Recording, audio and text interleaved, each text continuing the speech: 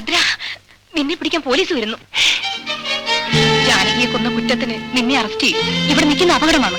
എവിടെങ്കിലും പോയി രക്ഷപ്പെടും. കൊച്ചമ്മേ, കല്യാണിക്ക് പ്രസവവേദനയാണ്. ഞാനിപ്പോൾ പോയ അവരെ ഞാൻ നോക്കിക്കോളാം. ഇതിരിക്കട്ടെ. കൊച്ചമ്മേ, ഞാൻ...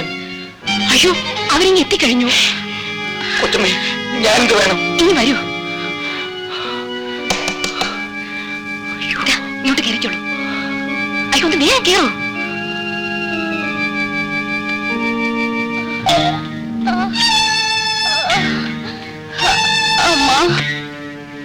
ഇതാണ് സാർ.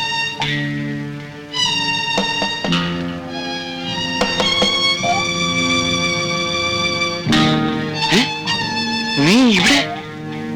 കല്യാണിക്ക് പ്രസവവേദനയാണ്. സഹായത്തിന് മറ്റാരുമില്ല.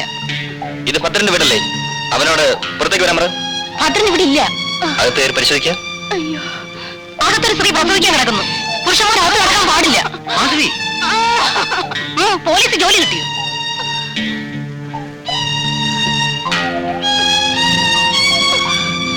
അയ്യോ, അമ്മേ, എന്റെ അമ്മേ.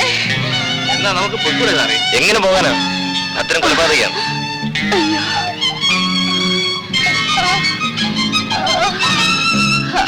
അമ്മ. അയ്യോ,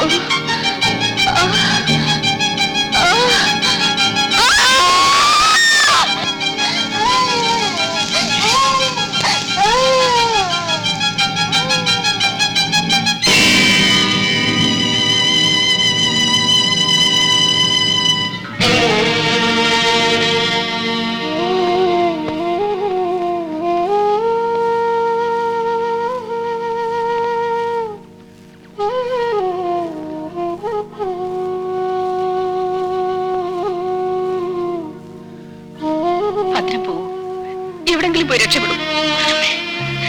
ഇതെല്ലാം ഞാൻ നോക്കിക്കോളാം. കുഞ്ഞിനെ ഞാൻ രക്ഷിച്ചോളാം. വേണ്ട കൊച്ചമ്മേ, എന്റെ കുഞ്ഞിനെ ഇങ്ങ് തരൂ.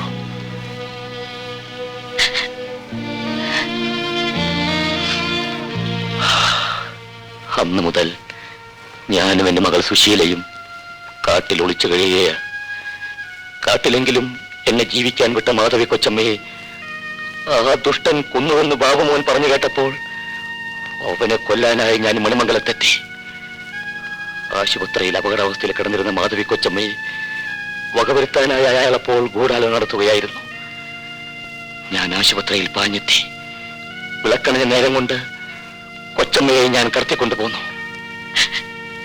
ഭദ്രൻ പറഞ്ഞതെല്ലാം സത്യമാണ് മോനെ. ഞാനിതെല്ലാം പോലീസിൽ പറയും. എനിക്കെന്ത് സംഭവിച്ചോട്ടെ.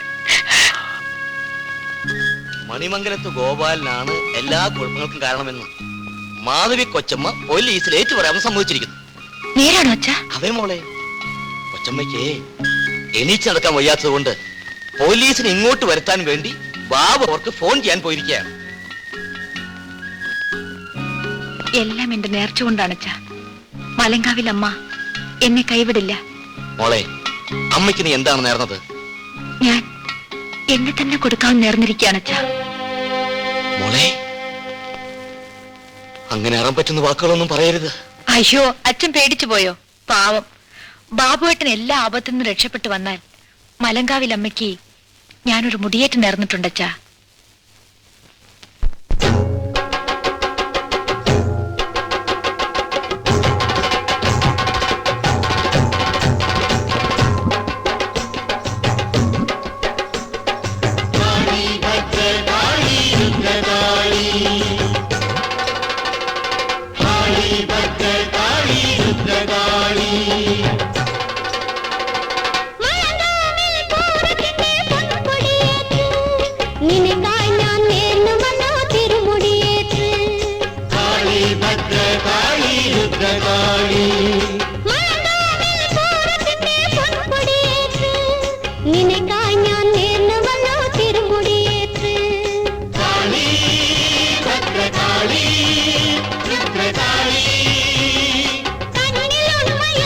ും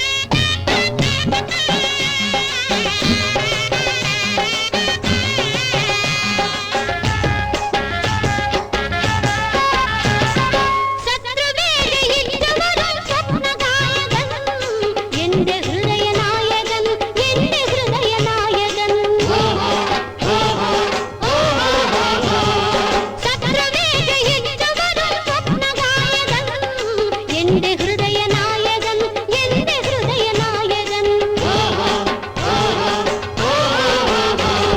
നേടുമവൻ വൈജയന്തി തിരുമലനാളെ പാർവതി നീയേ ദുർഗയും നീയേ പാർവതി നീയേ ദുർഗയും നീയേ മരമരുളുക ഗൗരി ഭവാനി കാത്യായനി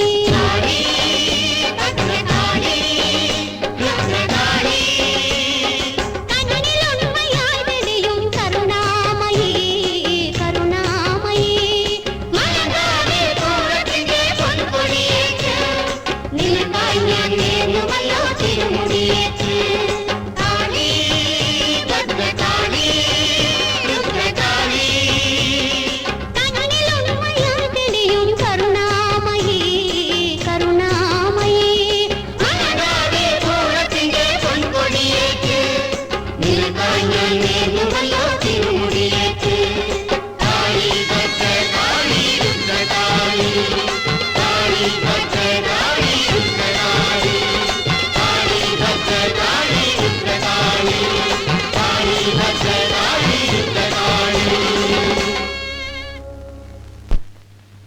ഹോസ്പിറ്റലിൽ നിന്നും കാണാതായ നിങ്ങളുടെ ഭാര്യ മാധവി മരിച്ചിട്ടില്ലെന്നാണ് എനിക്ക് കിട്ടിയ ഫോൺ സന്ദേശം.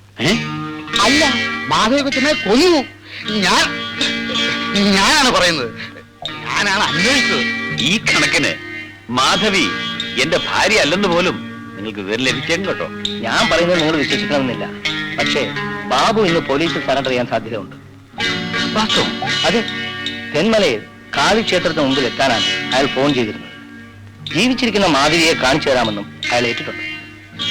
ഇൻസ്പെക്ടർ, നിങ്ങൾ പറയുന്നത് ഞാനിപ്പോൾ ഒന്നും ഉറപ്പ് പറയുന്നില്ല. പക്ഷേ ഒരു നല്ല ന്യൂസ് നിങ്ങൾക്ക് തരാൻ സാധിച്ചേക്കുമെന്ന് ഞാൻ വിശ്വസിക്കുന്നു. ഞാനാകട്ടെ. ശരി, ബൈ ബൈ.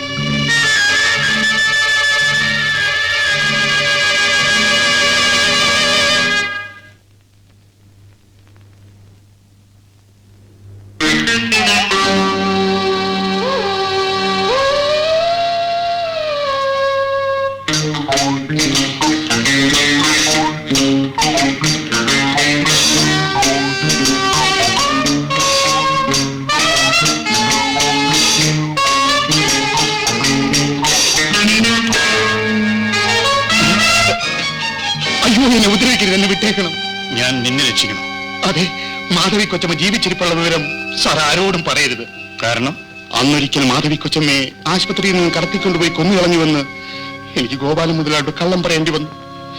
ഇപ്പോൾ അവർ ജീവിച്ചിരിപ്പുണ്ടെന്നറിഞ്ഞാൽ ആ ദുഷ്ടനെ കഷണം കഷണമായി അരിഞ്ഞുകളയും. ഇക്കാര്യത്തിൽ എനിക്കെങ്ങനെ തന്നെ സഹായിക്കാൻ കഴിയും. മാധവിയമ്മയെ കുറിച്ചുള്ള വിവരം പോലീസ് അറിഞ്ഞില്ലെങ്കിൽ ജീവിതകാലം മുഴുവൻ ഞാൻ ജയിലിൽ കഴിയേണ്ടി വരും. സത്യം എന്തായാലും ആ ദ്രോഹി ഗോപാലൻ മുതലാളി എന്നെയോ നിങ്ങളെയോ കാണുന്നിടത്ത് വെച്ച് കൊല്ലാൻ കാത്തിരിക്കുകയാണ്. അവൻ ദുഷ്ടനാണ്. അവൻ എത്രയോ പാതകങ്ങൾ ചെയ്തിരിക്കുന്നു. ഇനി എന്ത് ചെയ്യാനും